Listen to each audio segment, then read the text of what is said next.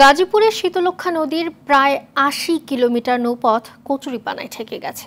এর ফলে ব্যাহত হচ্ছে স্বাভাবিক নৌযান চলাচল।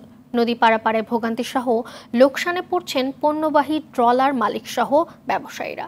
গাজীপুরের শ্রীপুর প্রতিনিধি রায়হানুল ইসলাম আকন্দের তথ্যচিত্রে বিস্তারিত জানাচ্ছেন মৌসুমী রহমান।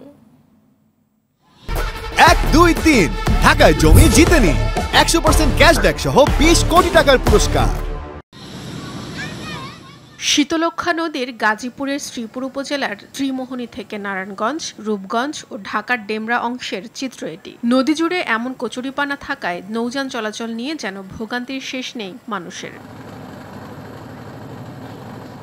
ভুক্তভোগীরা জানায়, কচুরিপানার মধ্য দিয়ে নৌযান গন্তব্যে যেতে বেশি সময় লাগায়, জ্বালানি খরচ বেড়েছে কয়েক গুণ। ফলে বেশিরভাগ ট্রলার নোঙর করে রেখেছেন মালিকরা। এতে পণ্যবাহী ট্রলার না পেয়ে ক্ষতির মুখে ব্যবসায়ীরা। অন্যদিকে নদী পার হতে নৌকার জন্য ঘন্টার পর ঘন্টা অপেক্ষা করতে হচ্ছে সাধারণ যাত্রীদের। কচুরিপানার লাগা বোট যাইতে পারে না। আগে ৩ ঘন্টা রাস্তা যাইতাম, 3 ঘন্টা, এখন লাগতেছে সারাদিন 10 ঘন্টা।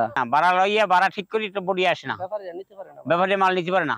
এই তেউনির থেকে চৌসিন্দুর পর্যন্ত আমরা নৌকা চালাইতে পারি না, প্রচুর কচুরি। এদিকে নদীর কিছু এলাকায় কচুরিপানা ও খুঁটি দিয়ে মাছ চাষ করায় এমনটি হয়েছে বলে দাবি করছেন পানি উন্নয়ন বোর্ডের কর্মকর্তা।